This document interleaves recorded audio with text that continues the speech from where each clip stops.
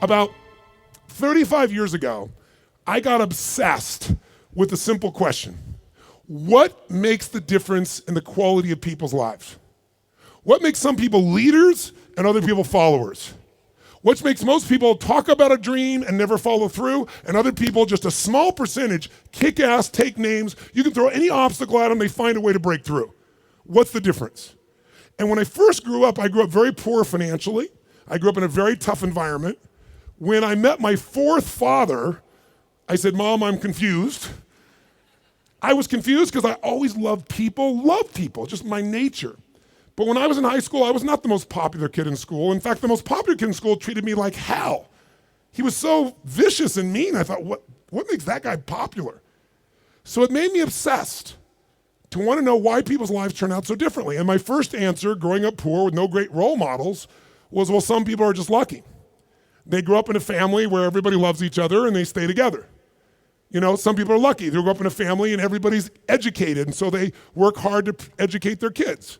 Or some people are lucky. They grew up in a family with lots of money, so they have resources to travel and learn and expand and do whatever they want. And as much as I wanted to believe that story, that some people are just lucky, that they had a better family, when you pay attention and you're even slightly honest with yourself, that story doesn't hold up, does it? Because when you look around, what happens to people that were truly given everything and they don't have to work for it? What happens to the person who's born and they got total love and support from their family? They have total financial abundance. They don't have to worry about it whatsoever. They got all the great education.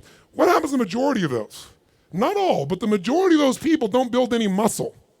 They're not hungry because everything was given to them, so they don't have any hunger that could give them drive. Which, if you ask me, Tony, what's the single most important key to success above anything else? It's not talent, it's not skill, it's hunger. If you get enough hunger going in you for an answer, you'll find the answer.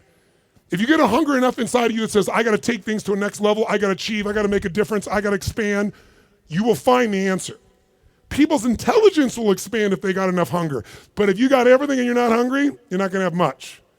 Look at the pathetic people you read about in the rag newspapers who were given everything. And as a result, what do you find out? The majority of people that are given everything, you find them living in rehab. They've been getting everything else and they're going in and out of rehab for drugs or alcohol or something else. And then you find these people that life seems to have stepped on. You know the kind of people I'm talking about? Life has kicked them in the face. They've experienced tremendous injustice. Nothing has been fair to them. They've been abused mentally, emotionally, sexually, spiritually, whatever. And very often, those are the very people that most of us are inspired by, who achieve levels that most people never dream about and who touch society. For example, what would you guess would be the future for a child if I described their background? Because most people think biography is destiny. What you've been through determines who you are. And most of us, if we're not succeeding, can tell everybody the stories of why we're in that place. But it's much more fun to tell people where you are today in spite of what happened in your life. That's a much more interesting story, isn't it? But if you look around, what if a person's story is this? True story. A person's born and their father's not there as a baby. Their father left before they got there. Their mother is going to raise them and their mother's 13. A child being raised by a child. If that's all I told you, what would you predict the future of this child would be good? Real positive, uplifting, expansive, powerful, influential, or concerning? Concerning. What if I said this 13-year-old mother didn't know what to do with this baby and was overwhelmed, so she gave the baby most of the time to her grandma, who had lots to deal with? And what if I told you, with grandma not noticing, before this child was 13, she was sexually abused more than 3 times by different people in family and friends? Now, a little baby being abused, a child being abused. What's the future? Doesn't look too bright, does it? What if I told you at 13, when the baby turned 13, this baby became exactly like her mother and became pregnant as well? Followed exactly in her mother's footsteps. What if I told you at 13, when the baby arrived, the baby was stillborn? The baby died at birth. What would that do to an adult mom having a baby, much less a 13-year-old child? What if I told you the kid went a little crazy with her behavior, got so outrageous and out of control, they put her in an institution, but fortunately the institution didn't have enough beds, so they couldn't keep her there more than a few days, and they finally released her to a man who claimed to be her father, who she'd not met. By now, I'm sure you figured out whose story this is. Who is it? This is Oprah Winfrey's story. Oprah Winfrey went through all that we just said, plus she was African American at a time in the US when the President of the United States was not African American, and when many people in the US did not judge people by their character, they judged them by their color based on nothing whatsoever. This woman has become one of the most influential people in the world, females on the planet, and that's her story. So the reason is, whatever story you're being told about the economy, whatever story you're being told around you, you have to be so aware not to buy into a limiting story. Either someone else telling you that or you telling yourself that. And I'll tell you something, it's gotten worse as the years gone by, and I think the US has been the leader in it. I'm not attacking my country, it's interesting what's happened in my country in the last 2 decades. Some of you may be old enough to remember 20 years ago when things started to change, because America likes to export their stories. So I think many of you, if you're around then, can remember there was a story of 2 young men who killed their parents in Los Angeles. Their names were the Menendez brothers. Does anybody here remember that story, the Menendez brothers? Keep your hands up so I can see a sense. Yeah, quite a few of you can remember the story. If you didn't know the story, it's about these 2 young men. They killed their parents, their mother and father, at point blank range with a shotgun, murdered them in cold blood. But when they went to a jury trial, the jury couldn't decide. They admitted they did it. They admitted it. But they said, but our parents were abusive. And so the jury literally was deadlocked. It took 2 jury trials to convict them. Now, all because they were abused. Well, many people are abused. They don't kill their parents with shotguns, right? See, if you and I are going to be successful, we're never going to get it by blaming somebody else, including God. People say, I'm poor because God wanted me poor. I'm fat because God got me fat. No, you're poor and fat because you sit on the couch and watch TV and eat Cheetos all day. It's not God's fault. So what I'm suggesting to you is you and I have to come up with a better story, a story that can make things work. So now I want you to tell me the truth on something here. Tell me right now, who here in this room has ever failed to accomplish something that really mattered to you? We all know we failed at some point. The first time I ever asked this question on stage, it was spontaneous. I was at this group called TED, Technology, Entertainment, and Design. And I asked everybody in the audience, because they're all multi-billionaires, the guys that started Yahoo, the guys that started Google. It's this really unique group of people. And they're in this darkness. And they weren't responding, so I said, let me just ask you a question. How many of you have ever failed? No one raised their hand. I said, thank you for your full participation. How many of you have ever failed? They all raised their hand. I said, great. When you failed in the past, why did you fail? And this is where you hear people's story. Remember why I'm telling you this? Because I want to tell you right now, you might write down something. Change your story, change your life. We all have a story about why we are where we are. If you're not where you want to be in your life, in some area, like maybe your body's great, but your finances aren't, or your finances great, but your relationship sucks, or doesn't, or whatever, the bottom line is, you've got a story why it's that way. And the story we tell ourselves protects us from pain. It gives us a reason why it's not our fault, or it's going to be okay in the future. But the story that protects you also imprisons you. It keeps you from changing your life. So in order to create a change in your life, you really truly got to change your story. You got to shift your story. You got to find a story that's going to empower you, a story that's going to strengthen you, a story that will push you beyond anything you've ever done in the past. So the story most people have, and that they had at this TED piece was, I said, why have you failed in the past? Didn't have the money, didn't have enough time, didn't have the right resources, didn't know the right people, didn't have the right contacts, didn't have the technology. Some people said we had a lousy leader. The leader said I had lousy people. Right? Isn't this stuff that people tell you? And then in the darkness, I heard this voice say, I didn't have enough Supreme Court justices. And I looked into the dark room down there in the front row, and it's Vice President Al Gore, who lost to George Bush, and the whole crowd, I was in Northern California, and it was a Democratic crowd, so they all stood up and cheered like crazy.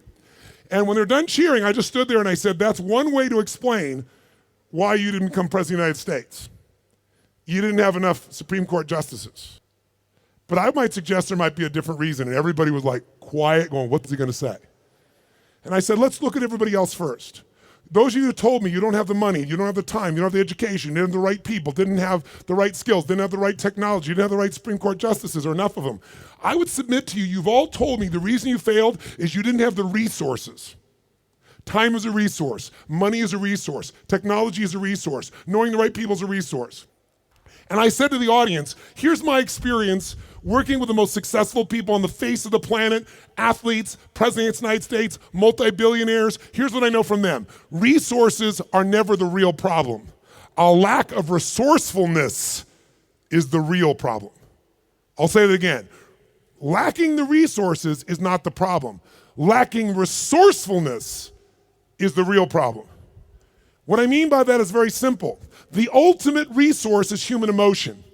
What starts wars? Is it logic? Hell no, it's emotion. What makes you get married or get divorced? It's emotion. What will make you stay up all night, work to build your business? Emotion. What will make you give up? Emotion. If you don't master your emotion, if you don't become resourceful, then you're gonna think the problem is resources. Because I'm here to tell you, every great person I know didn't have the resources, but they got them because they're resourceful. And what that means is, if you're creative enough, creativity is an emotional resource, can you find an answer to the problem, yes or no? If you're determined enough, can you find the money that you don't have? Can you find it, yes or no? If you care enough and get other people to care with you, can you get them to help you, yes or no? If you are bold enough, if you're strong enough, if you're disciplined enough, can you get yourself to do things other people cannot find a way to do, yes or no? See, the ultimate resource is resourcefulness. And I tell you that, my friends, because I grew up with no resources, but I became very resourceful, and that's why I have the privilege to be with you today. And I said, so are you, Mr. Vice President? I watched you speak last night, and the previous night he'd spoken to this Who's Who crowd, and he had spoken on the inconvenient truth. And it was the first time he did that speech that they made into a movie. And he was so passionate. And you never saw him passionate, but he was passionate. He grabbed everybody. People liked him, people didn't like him.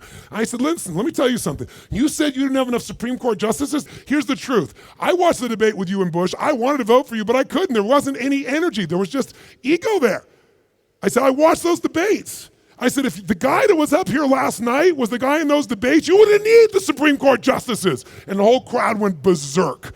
They started clapping, standing ovation, and he came over and gave me a little high five and said, you're right. And we became good friends out of it. And people came to me afterwards, the guys from Kleiner Perkins, multi-billionaires, they took me to dinner and they go, we've all been thinking that. No one would ever say that. How could you say that publicly? I said, because it's the truth. They go, yeah, but no one said it. And guess what? The truth is, I don't care where you are today. I don't care if you're totally broke and getting here was a huge stretch for you. If you can find the hunger inside of you and you can remember, I don't need resources, I need resourcefulness, that'll get me the resources, then anything you dream about you can make real. But the minute you forget that and you come up with a story that goes, I don't have the money, I don't have the time, I can't do it, it's too far away, that's what's gonna kill you. Change your story, change your life. And we all have a story because we're afraid, all of us, to fail. We're afraid to not look good. We're afraid to be disappointed. We're afraid to get our hopes up. But the only way that you get courage, courage means you're afraid, but you do it anyway. It's not courage if you're not scared. And so there's gonna be people talking here the next few days or today that they're gonna give you some great strategies. Whether you do it or not is not gonna be based on your ability. What you're capable of is amazing. What most people will do is disappointing. It has nothing to do with the content of what needs to be done. It's everything to do with the mastery of your own states. So here's what I believe. My passion is not just get up and talk. My passion is get people to rewire themselves. So how many of you came here not just for information? How many came here for some breakthroughs? A breakthrough means a new quality of life where things that were impossible are possible. Who's with me on this? Say aye. So let me give you 3 keys to a breakthrough.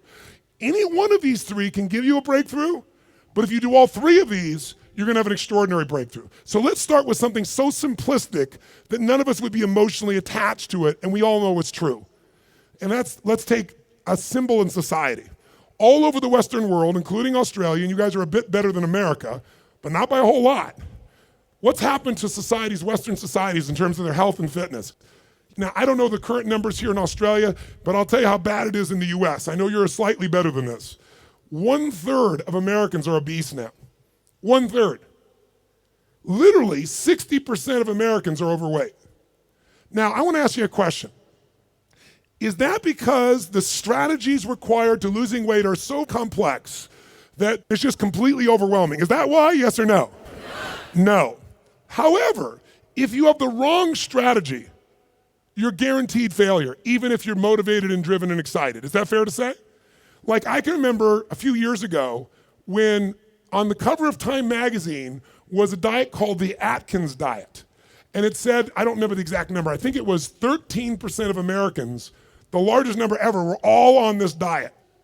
Now, if you knew anybody who was on the Atkins diet, of course you'd lose weight. First, the number of calories you took came down, but second of all, you ate such an acidic diet that you literally had to pee on a stick so you wouldn't go into acidosis. And if you ever smelled the breath of someone on that diet, you wanted to stay as far away as you humanly could be. Now, that's not too hard to figure out, that if I got to pee in a stick so I don't go into acidosis and my breath is this bad, this may not be a sustainable approach to losing weight. But everybody did it. So if you have the wrong strategy, it's not going to work. So let me give you 3 things in reverse order of importance, okay? Reverse order, least important first. If you want a breakthrough, one of the things that give you a breakthrough is a strategy. A new strategy could change everything. Does that make sense? A new way to do something. If you come up with the right strategy, it could save you a decade. It could save you 5 years. And one reason to come to a seminar like this, in my opinion, is to gather up as many strategies as you can. And what I want to do in just this short little time I have with you is see if I can give you some strategies that'll give you breakthroughs in whatever you want to go after. Some real quick strategies that really work. What is a strategy? It's a specific way to do something that if you do it that way, you get the result every time. Let's think about strategy like a recipe. If you know someone's recipe and they took 25 years to figure out how to make the perfect chocolate cake, and you're not a baker, but you got their strategy, you got their recipe, how often can you get the same quality of chocolate cake if you follow their recipe, if you follow their strategy? How often will it work? How many times? Every single time. That's the beauty of a strategy. So there's going to be a lot of strategies available to you here during this course. I'd be listening and find the strategies that appeal to you most. But I'd submit something to you, my friends. I'm a strategist. I'm a business and life strategist. I'm always finding the little thing that'll change it all. I'm obsessed by it. And I filled up my events with them. But I know something about strategies. You can give someone the perfect strategy, and they can still not do it. They can even know it's the right strategy and still not follow through. That's why the problem in our society is not a lack of strategies. If I said to you right now, okay, we got to lose weight, and we're in downtown Brisbane, and we were to walk 10 blocks, how many places would we pass within 10 blocks that could help you to lose weight, for example, or get fit or get strong? How many? In fact, you don't even have to get up out of this building to learn how to lose weight, because today, God forbid you were going to get up and walk, you could just pull out your iPhone or your iPad or whatever phone you have, and you could download 10 books right now that you'll never read, right? On how to do it. Maybe you'll start reading the first one, and then you'll get a little text. Oh, what's the text say? And you won't read the rest of the chapter.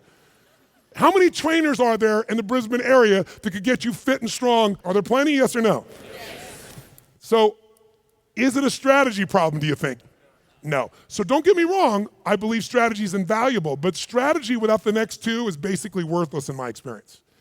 You know what to do, but you don't do what you know. But the right strategy versus the wrong strategy is critical. And why don't you make a note of this, really important. You have to do the right thing at the right time. I'll give you an example in my country. Buying a house, right thing to do. In my country, 2007, wrong time.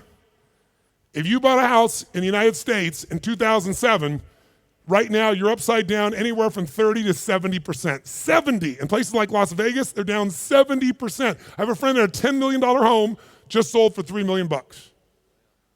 That's why, my friends, I'm a student of seasons. That's why you have to understand and become so incredibly bright and aware as to what's really going on. So when someone tells you the strategy, you go, is that really right now? Because they'll show you a strategy that worked. The question is it working now? You want someone who's done it and is doing it. People go all the time and they go see someone, let's say a really nice stockbroker who then tells them what to do with their finances, but you got more money than he does. That ought to be a clue he's not the person to talk to. People go to psychiatrists all the time that are taking antidepressants for their depression, and they wonder why they don't get better. I mean, we're weird this way. I'm telling you, if you're going to get a strategy, you better get somebody who's doing it, someone who's getting results. Now, strategy, is it critically important? Even though I beat up on it, is it still a huge advantage with the right strategy, yes or no? Yes. So what's the second thing? The second element, though, that affects whether you're going to use the strategy or not is the story you tell yourself. Does that make sense? Because if your story is, I'm big boned, or I've tried what? I've tried what? Everything. If you tried everything, you'd have the answer. Right? But when people say, I tried everything, what does that do? It makes your brain go, see, I've tried everything. There's no reason to try anymore. It's not my fault. I'm just big boned. I just have low metabolism. right? It's just, I've always been this way. And by the way, people's stories are often true, but they're not effective. It may be true that you have low metabolism. It may be true that you're big bone, but that's not why you're fat. It's because you're doing nothing to change your metabolism. Make sense? Or I don't have a relationship with a great man or great woman because all the good ones are gone. Or they're gay and I'm not, or I'm gay and they're not. Something of that nature, right? Isn't that a common story people tell themselves? And what does the story do? It kills your hunger, it kills your drive, it gives you a reason not to face the discomfort. We've all lived in a society that has trained us since we're this tall now. Most of you, by the time you're 21, saw 2 million commercials and had to instantly get out of pain. Instantly out of pain. You know what the problem with getting out of pain is? It takes away the purpose of drive. How many of you know somebody who takes antidepressants right now and they're still depressed? That's because they have the same story. Even though they changed their biochemistry, the same story brings them to that lousy place. If your story is, I don't have the resources, that story is going to kill your future. If your story is, I can get any resource I want if I find a way to add enough what? Value to other people's lives, then you can get the resources. It's so amazing. I don't know, because in Australia you don't have a lot of places to go. I know there's a few, but how many of you in this room ski or snowboard? In skiing or snowboarding, if you take up the sport and you get on a really vicious hill, what they call a black diamond hill, there's edges where if you don't stop, you go to the edge and you'll die. And what happens is when you're brand new and you're starting to skid out of control, most people slam themselves on the ground and try to hang on to the hill for dear life. And those are the people that will never master skiing or snowboarding because they let their fear of the edge push them down. The person that goes, I'm gonna dig in, I'm gonna work even harder, I'm gonna carve. It's scary as hell, but I'm gonna stay with it. They learn to carve. Those are the people that have skiing or snowboarding be something they love for the rest of their life. Your story is everything, my friends. And by the way, I'm not lecturing you. I'm sharing with you because I've learned by my own stupidity. That's the only reason I can share this. But you change that story, you'll change your life. Give up the story that limits you. It may even be true. You may have ADD. You may have been abused as a child. It may be true. But that story is not why you don't have great relationships or a great business now. You don't have great relationships or a great business now because you're so afraid of trying and failing, you keep telling that story instead of taking action. Third key, the most important key. Because by the way, if you come to somebody and they go, well, I'm big bone, and go, that's just your story. They're going, I'll show you a story, I'll beat you to a pulp. We have to do this to ourselves. But if you are going to help someone change, including yourself, you need the third element, it's the most important element, and that is you need the right state. State, or Australians call state. State. If you're going to have the right state, then what you have to understand is your state determines how you think and feel. Right? How many of you in this room can remember a time when you got really angry at somebody? Did you ever notice when you're really angry at somebody, suddenly you remember everything they've ever done? Because when you go in that angry state, it makes you take the parts of your brain that relate to a story that supports that state. On the opposite, how many of you in this room can remember a time in your life when you fell head over heels in love with someone out of your mind? How many can remember a time like that? Say I. It's been a long time for some of you. Is that all the, make the sound of head over heels in love. Go ahead, make the sound. Is that short-lived for you? Let's try this. Ever been so head over heels in love you couldn't stop thinking about the person, you wanted to make love to them every moment, you're just dreaming of them, you felt them wanting you, you wanted them, you're out of your mind. Make that sound. What does that sound like? Go ahead. Much better, much better. See, in the beginning of a relationship, when you love somebody, what will you do for them when you love somebody? What will you do? Anything. If they say, would you take out the trash? You go, take out the trash. Right? But after 7 weeks, 7 months, or 7 years, or 70 years, somewhere in that range, something clicks different in you and they go, could you take out the trash? You go, what do I look like, your janitor? And they go, I don't know what it is. We used to have so much passion. Where did it go? I'll give you a clue, write this down. If you do what you did in the beginning of the relationship, in the end of the relationship, there won't be an end. If you do what you did in the beginning of the relationship, in the end of the relationship, then there won't be an end. How long have you two been together? A year. 20 years from now, there'll be no worries for you two. He's got his arm around her. They're snuggling. They're connected. They're in the middle of the seminar learning and they're totally connected. Do what you did in the beginning of the relationship. At the end of the relationship, there won't be an end. It's so simple. That's the difference in state, isn't it? Because when you go in a different state, you come up with a different story about your partner and then you use different strategies that aren't very good. If you're in a great state, great story, great strategies, you tend to maximize. Is this helpful? So tell me, which one of the three here do you think is the one that can screw things up the fastest and can mess things up the most? Which one of these three? Tell me. Story is the one that will sustain the problem. The one that can change everything the fastest is the state. The strategy is useful, don't get me wrong. I live for them. I mean, I can tell you some strategies in business. I've taken companies, I buy them for next to nothing and turn them around, make millions of dollars, just using a couple of little strategies. Some of you will come to my business mastery program, you'll see. I tell people on day one of my business mastery, you come, if today the first day is not worth a minimum of $1 million to you, day one, $1 million minimum, then I'll give you all your money back, plus you get to keep everything got out of day one. It's only a 4-day program. My clients are like multi-billion-dollar companies. We've helped turn around HomeX, the largest home builder, to give you an idea, in Mexico. They credit us in the last 2 years to $750 million of increases from what I did with them. That's their words, not mine. Or taking a chiropractor who's got 3 people and doubling his business in 6 months. I've done that with strategies. Simple business strategies where if you don't know the strategy, ignorance is not bliss, ignorance is poverty, ignorance is pain. And the way I got those strategies is I willing to fly anywhere, do anything, spend any amount of money because I knew the value of the strategy. But all that still would have been worthless if I didn't apply it. What got me to apply it was the right story in the right state. If you want to change your story, first thing you got to do is change your state. Does this make sense? Yes or no? So now, let's take a look at you and what you want. If you and I want to say, why do people's lives turn out differently than other people? We can come up with one word and I can show you where it is. Decisions. Write down decisions, not conditions, determine my destiny. Decisions, not conditions, determine my destiny. If you look at your life and you look back on it over the last 10 or 15 years, I'd be willing to bet there have been some decisions that if you would have made a different decision, your life would be radically different today. Your relationships or your income or your happiness or your body weight. Everybody's got a story about how the condition affected them. But I can take you 2 people that went through the same conditions, and one person comes back from war and they kill themselves or other people, and somebody else comes back and they spend all their life working for peace. I can find 2 people that were abused as a child. One of them lives totally inside themselves, feeling sorry for themselves. The other one becomes somebody who has an incredibly passionate relationship because they're never going to let anybody hurt who they love. Same conditions, different decisions.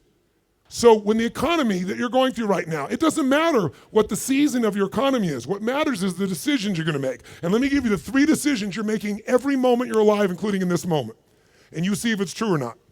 First decision you're making right now in this moment, every moment of your life, is what to focus on. What to focus on totally affects your life. Think about it. Whatever you focus on, you're going to feel even if it's not true. If you're focusing on, oh my God, the economy's going to go to hell, when you focus on like that, you're going to feel like hell, and your decisions are going to be hang on to what you got.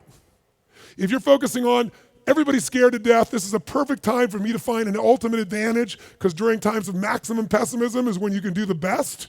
If that's your focus, you're going to find a different set of opportunities. Focus equals feeling, focus equals direction, focus shapes everything. What's the problem though? Most of us don't control our focus, we let the world around us do it, don't we? If you're going to turn on the television set, tell me something. What does the news always try to do to get our attention? Tell us what's rosy and beautiful and magnificent? No. Or find something that will jolt us. Which one? Jolt us. In the old days, today the news is in your pocket, right? It comes to you through your Twitter feed. It comes to you by being fed to, for example, by text by friends or whatever. The news follows us. But to get our attention in a world where everyone's fighting for our attention, they're looking for a story to jolt you. In the old days, before you had news in your pocket, you walked by a newspaper stand, and if it said something like, headline at the top said, great weather this weekend, what did you do? Smiled, that's cool. Did you buy the paper? No, I'm not gonna buy the paper. Great weather, I know what I need to know. But if the headline says, big storm coming, what happened? Boom, some money when that sucker you pulled out, you need to know more. So the news is so competitive today, 24/7, there's not enough news. They've got to constantly play this game. So if you don't take control of your focus, the world will do it for you. If you want to feel good about something, what kind of news? What if there was a movie, and you went to the movie, and here's the beginning of the movie. The main protagonist, the main character, is cool, having a great time, physically healthy, strong, happy, great family, great finances, great everything. That's how it starts, okay? Second part of the movie, still good. Third part of the movie, phenomenal. End of the movie, everything's cool. Who's gonna go to that movie? What are they gonna say? That movie's the most boring what? Movie on the planet. So you and I, if we don't take control of our own focus, we let the environment do it for us because they're always looking to get your attention. Film at 11, your child could die by drinking the natural water here coming out of this area. And when you get to the story, it's never quite the story, but they use that headline to get you. There are headlines in your own life too, though, aren't there? Headlines we use on ourselves. If you want to change your life, change your focus. I'll give you 3 examples real quick. Everyone has a pattern of focus. It's not what you focus on in the moment that affects you. It's what you focus on regularly. So for example, do you tend to focus, personally you, on what you can control or what you can't control? Those of you focus on what you can control tend to feel more in charge of life. Those that focus on what you can't control, by the way, is there plenty of stuff we can't control in this world, yes or no? Tons. And if you focus on it, you will be depressed. Depressed people constantly focus on what they can't control. Second, and it doesn't matter what drugs you take, if you keep focusing on what you can't control, you're gonna get depressed if we add 2 more. Here's another pattern. Do you tend to focus on what you have or what's missing in your life? The tendency today is what's missing, and sometimes we make up what's missing. If you focus on what you have, when you're focused on what you're grateful for, how does your life feel? When you start thinking, oh my God, look at how I'm living. I mean, the worst Australian person who's having the worst, toughest time is having a better time than 90%, I should say more like 80% of the planet. Because about 80% of the planet lives on $2 a day. Most of us, our worst nightmare is somebody else in the world's greatest dream. But if we don't focus on what we have, and we focus on what we're missing, you're gonna feel like hell. And don't get me wrong, sometimes focusing on what you're missing will give you some drive. Cool, but you just gotta balance it out. People are depressed, always focus on what they can't control, always focus on what's missing. And here's the third one they have, third one. And by the way, most of you have one of these, maybe 2, not all 3. If you have all 3, I know you get depressed pretty easily, okay? Third one, do you intend to focus on the future, the present, or the past? Now, we all do all 3, right? But which one do you tend to put more focus on, the future, the present, or the past? What is it for you? Just say it out loud, quick. Future. Now, in this room, you hear a lot of the future, which in my country is called future. And most of you came here because you're interested in the future, aren't you? Isn't that why you came here? That gives you an advantage, doesn't it? Because most people tend to look at the past. If you're focused on the past, since you can't control it, it's gonna probably, many times, lower your energy or even depress you. If you focus on the present, you'll probably be happier because the present moment's got more to it. A great business person looks at the future and the present, back and forth. A great happy human being tends to live in the present. A miserable human being tends to live in the past. Now, there's some exceptions. If your past is the best part of your life, you might want to spend more time there. But the problem is, if you're trying to drive yourself into the future and you're using a rear view mirror called the past, what's gonna happen, my friends? Tell me what's gonna happen. You're gonna crash. You're not gonna go backwards, you're gonna crash. Make sense? So these are just 3. I could give you so many more, and if you decide to come to the seminar, we're not just gonna tell you this, we're gonna work on it, but I wanna at least make you aware of it. So if you catch yourself focusing on what you can't control, go, okay, of course I can't control this, but this is what I am in charge of. This is what I can control. I'm missing this, that may be true, but here's what I do have. That will shift your state, which will then allow you to come up with a better what? Story, which will then get you to possibly be able to use a better strategy. Here's the second decision you're making right now as you're sitting here. Second decision, as soon as you focus on something, you now have to give it a meaning. What does this mean? What does this mean? So for example, is this problem in your life a problem? Is it God punishing you? Would it feel different than if you said I have a problem versus God's punishing me? Or is it a challenge? Or what if it was a gift? What if this problem was truly a gift? Would it change how you felt, the state you're in, the strategy you would find, versus if you thought this was a curse? You better believe it. And every moment we're making decisions once we focus on something on what it means. Were you just humiliating me? Were you teasing me? or you're challenging me. Whichever one you come up with is going to change a very different relationship between you and I. And it's all what you make up in your head, the meaning you give it. Is this the end or the beginning? If you think this is the end of a relationship, are you going to treat the person the same way as if you think it's the beginning of a relationship? Yes or no? If you think this is the end of your career, the end of opportunities to invest versus the beginning of them, then your whole experience is different. If your economy really were to take a huge explosion and take a huge drop down, it would be one of the greatest opportunities of your life. The fact that it's no longer growing geometrically is an advantage to you, if you understand that. Because by the way, you make more money when things burn down than when they grow because they burn down faster. It takes years to build the towers in New York, burn them down in a couple hours. And if you're smart, you can know how to do well no matter what the economy is doing. That's really the skill set you got to master. But none of that will you get to unless you can come up with an empowering meaning from the situation. That's what makes somebody successful. What makes Oprah Oprah is she focused on what she could control. Oprah focused on what was possible, what was in the future, and how she could do something right now to make it happen. Oprah mastered meaning. She didn't say, I'm African American, I'm poor and I'm broke and I have no resources. She goes, I'm a tower of power and I'm gonna find a way to make this world change. Those belief systems got her, those states and beliefs, to the strategies that made her Oprah. Make sense? So the piece here is meaning. What does it mean? And then the third decision you're making right now, and again, when I say you're making it, be honest. You may not be making these decisions consciously. They may be being made in your unconscious just habitually because you're not paying attention. That's why you and I want to change our life. We got to wake up. So we decide what we focus on, we decide what things mean, and then the third decision, we decide what to do. What to do. Do I quit or move forward? Do I go interview this person and figure out what they know, or do I just go home and have lunch? Do I enroll in this course so I keep growing, or do I go home and say, let's just see how I do? Your decisions are going to be affected. Do I stay married or do I get divorced? Do I walk up to that person and say, I want to meet you, or do I just stay here and